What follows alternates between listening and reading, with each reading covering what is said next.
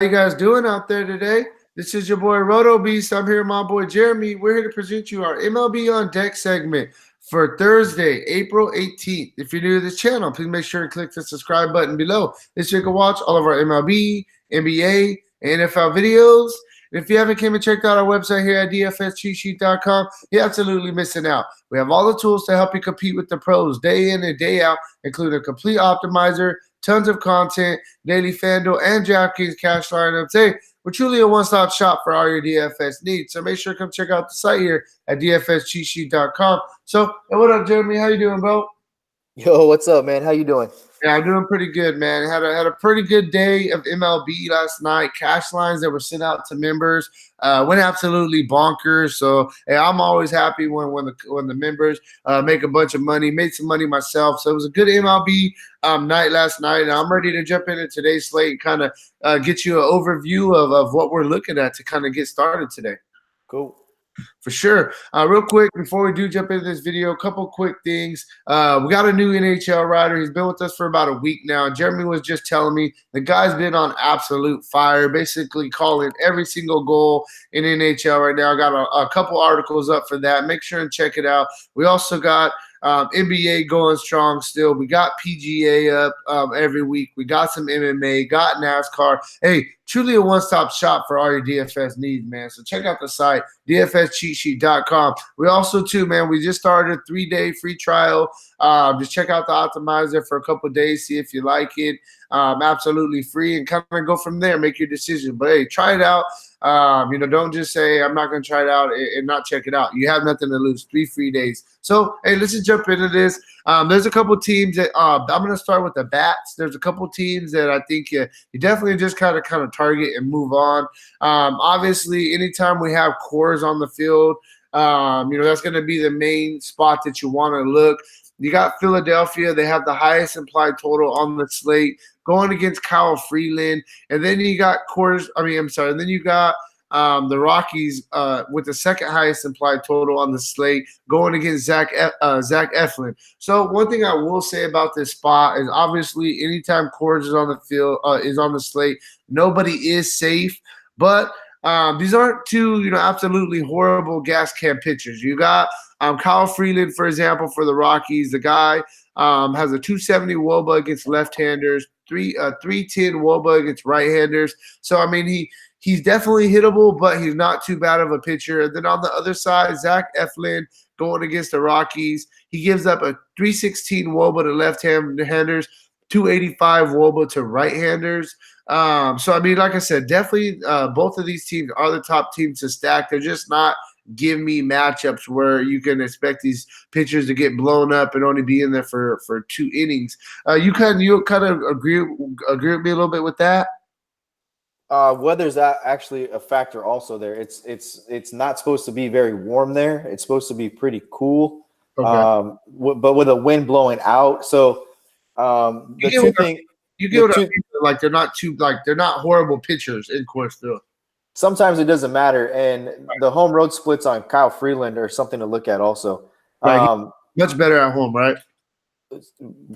Yeah, we can get into that a little bit. But my point to you is that the problem with cold weather is that it can make it very difficult for pitchers to get a feel on the baseball, and it can yield a higher run total in a regular ballpark, right? We're talking about at altitude here, thin air, and then it's very cold air. So it can be very difficult for these guys to get a feel. If you don't have a feel, it's hard to have a lot of break on your breaking stuff. Your fastball can be flat with maybe just some tilt on it. So that's definitely something to look at, is the very cold, thin air there. I mean, when it's hot, obviously the ball is going to travel further, but when it's hot, pitchers don't have a problem getting feel with the baseball. So the cold, you'll see there's plenty of rules that have come up. You can't go to your hand while you're on the rubber anymore, but pitchers are constantly trying to get their hands warm because they need a feel on the baseball. And when that's not there, I reference just the game this year with the Chicago Cubs when they're in Atlanta. Their bullpen looked a mess, but it was cold and it was wet, and they just couldn't. I mean, they're throwing scuds up there, 55-foot pitches. They just couldn't get a feel for the baseball, couldn't get a feel for the strike zone, and Atlanta put up a bunch of runs. Yeah, for sure. Yeah, so like I said, I mean that's really the top spot that we're going to target bat wise is course field, both sides. A couple other teams that are really sticking out to me. It is a smaller slate, so we're not going to spend a crazy amount of time on it. But yeah, man, another team I've mentioned them for 3 straight days. I'm going to go right back to the well once again. You got Tampa Bay Rays starting the season off on fire. I mean, they're swinging a bunch of good. They're swinging some good bats, man. You gotta like them. And then they get a matchup at home against an absolute gas can pitcher in Cashner. Cashner gives up a 358 WOBA to left-handers and a 375 WOBA to right-handers. So the dude's getting hit hard regardless the side of the plate. And then, like I said, you got a bunch of guys on Tampa Bay that's swinging really, really good bats. Tampa Bay is going to be my third team I'm going to target. And my last main team, I'll throw in a wild card in the end, but my last main team I'm going to be looking at is going to be the Yankees. Going against Homer Bailey at home. This is a spot. Yankees are struggling a little bit, man, and I expect them to be somewhat chalky today for sure. At home going against Bailey, and I think this is a really good get back spot for them. Bailey as a pitcher, he's given up a 351 WOBA to left-handers and a 376 WOBA to right-handers. So as you can see, Cashner and Bailey are the two absolute gas cans on this slate that you really want to attack outside of Coors Field. And then the team that I'll throw out there, I mean, and there's did you have something to add on that? No. Okay, and then the last team I'll throw out there, and this team is just it's hit or miss. It's super hit or miss. But you got the Angels going against King Felix, who King Felix has been absolutely horrible on this slate. Angels have the 5th highest implied total. And I'm going to be honest with you. I'm to the point now where the Angels are strictly GPP for me because they've been in so many good spots, yet they keep over and over just kind of disappointing. So really on the Angels, I'm going to do a lot of stacks that are 4-3-1 stacks that I'll get. I'll stack a team with four players on one team, 3 players on the other team, and I'll get some one-offs. So my number one-off on the day that I want to try to fit in most of my lineups is going to be Mike Trout from the Angels. The guy just absolutely owns King Felix in his career, a monster sample size. He's 31 for 85 with 4 doubles, 2 triples, and 8 home runs. So like I said, if the number one-off, if you're doing a bunch of stacks today, is going to be Mike Trout. I love Mike Trout today. I think that today's a day that he can definitely go yard against King Phoenix. He hasn't went yard in a few days. This is a spot where I can see it happening, and that's where I'm at, man. So like I said, the main stacks or the main teams I'm going to be targeting is going to be both teams in Coors Field. The Rays against Casher, Yankees against Homer Bailey, and then you can look at some Angels, but for me, it's really just Mike Trout. And that's where I'm at with the bats. I absolutely love that you use that example with BVP because, yes, it's enticing BVP-wise, and yes, Mike Trout could hit a home run, and yes, Felix Hernandez hasn't been great. However, he is 1-1. He did pitch 5 1/3 innings, 4 strikeouts, got a win against the Angels in his first start in Anaheim this year, 31 fantasy points. That was at like a 5.9 price tag. His one bad start, he got hurt. He pitched an inning and he was pulled against Kansas City. And then against Houston, we know how good Houston is. Houston's just doing damage to Oakland. And they went and kind of told Seattle, we own you. Don't get too comfortable with your record. This is our division. And he put up a quality start there. 3 earned runs, 5 strikeouts, 6 innings, gave up 6 hits. So he's not – and there's some stuff I'll talk about in the deep dive with Felix Hernandez, some stuff he's doing a little bit different.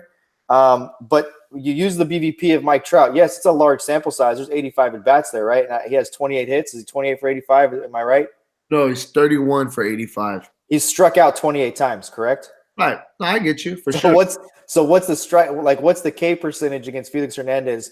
I mean, yeah, he has a great batting average. He's hit some home runs, but he's also struck out in 28 of those at-bats. So, it's not complete ownage. It's kind of, I mean, that's kind of a toss-up. To me, that's a coin flip at bat, right? If we're talking poker, I mean, he struck out. That's almost a 33% K percentage, correct? Yeah, no, I get you. Hey, like I said, I mean, if it was up to me, I mean, Mike Trout's the best baseball player in MLB. I'm not saying any of that. All I'm trying to say is make a point that BVP, if you just like most people do what you just did, which is look at the good stuff, but you also have to look at the fact that he's struck out 28 times in all those at-bats, right? So the probability for him to strike out is just as great, is almost equal to him getting a hit. And then, he only has how many home runs? 8 home runs in that sample size. Yeah, no, I get you, but hey, like I said, I love Mike Trout today. I'm gonna do everything I can to get him in my lineup. Not only does he have really good BVP off King Felix, I mean, he's starting the season off hot, batting 365 with 8 home runs already in the first 12 games. So I mean, he has a lot going for him. But I get what you're saying, right? But let me ask you this. Let me ask you this. What's Mike Trout's batting average as a DH? What do you mean? He DH'd yesterday. He's coming off an injury with his groin, right? Today he's playing today. Lions already confirmed he's playing. So he's playing center field today. Okay, all right. So yeah, but I mean, like I said, and that's why I told you I actually like King Felix. I got a little interest in him for GPPs. I think he's a decent GPP pitcher, just because like I mentioned, is the Angels they've been disappointing over and over and over. So as I say, Angels are GPP for me. King Felix, you could possibly consider as GPP just because, like you said, he did have a couple of decent starts. My whole thing is that I just really like Mike Trout. He's the guy I want to target on the Angels. What you got for us pitching wise? Who do you think really stands? Yeah, and my whole point to you, not to beat a dead horse here, but my whole point to you is just BVP is like, it's just an indicator. It's not like you have to look so much deeper into it. You can't, you know what I'm saying? It's not just like, man, this guy has just straight. I'm a big proponent of it. I do like BVP from the standpoint that I think guys get comfortable at bats, but that's an interesting. My point in bringing that up was that's an interesting sample size because he has a lot of success at the plate, but he's also had a lot of strikeouts against him as well. Right. So okay. So for example, so we're talking about a lot of strikeouts. So say he goes, for example, 2 for 4 with a home run, a double, and 2 strikeouts. You would take that though. Yeah, you'll take that. You know what I mean? Because either way, I mean, whether he grounds out or he strikes out, I mean, it's out either way. But but what got me on this was you had said he's been an absolute gas can, Felix Hernandez, and Mike Trout has absolute ownage on him. And my point back to you was simply he doesn't necessarily have absolute ownage on him because he struck out 28 times. Right. Yeah, now I get you. I get you completely. And Hernandez has been decent. I think he has 2 quality starts. He's 2/3 of an inning away from 2 quality starts. Right. So from a pitching standpoint, there's something that's very interesting, and yet I'm curious on the pitching, bro, because man, I'm like looking at this and I'm like, okay, who do I go with? My personal opinion, Domingo Germán is a top option. I think he's an elite option on the slate. The guy has electric stuff, electric fastball, a great 2-piece. I just think he's in an elite spot. The problem is Kansas City doesn't, they've been decent this year. I've used Kansas City against other elite pitchers, most notably Carlos Carrasco. Kyle Freeland is not a guy I'm going to look at today, or Zach Eflin. Urias, some recency bias in this one. Now they're going to Milwaukee, and Urias will pitch. Another guy who has electric stuff as well. It's a guy we'll talk about on the deep dive. Felix Hernandez is a guy we'll talk about in the deep dive. Pitching is ugly, and on DraftKings, I actually recommended DraftKings yesterday to take a look at Ryan Stanek because he had pitched a few games this year where he'd opened and he pitched 2 innings and he had 15, 16-point upside in those 2 innings. And on yesterday's slate, with as ugly as pitching is, I recommended him as your SP2. And he somewhat worked out. I think he ended up with 9 DK points for your SP2 spot, which it not only does it give you the 9 points in your SP2 spot, it gives you the freedom, especially on a slate like this where there's Coors Field. And I referenced that yesterday where I said you don't have to do it with Stanek today, but in a spot where you have Coors Field on the slate, on DK, I don't necessarily have a problem using an opener as my SP2 to get me bigger bats, right? So that's something that I did last year. It's like if you're going to use a pitcher that's 5,000 and Mike Trout, for example, just throwing it out there, is 5,000 and you feel that that Mike Trout will probably get you 15. Well, it's not that hard for a pitcher to really get 15. So as a starter, do they get 1 inning or 2 innings? It just depends with Tampa Bay. That's part of the risk you take, and it's really a tournament option only, in my opinion, to do it with.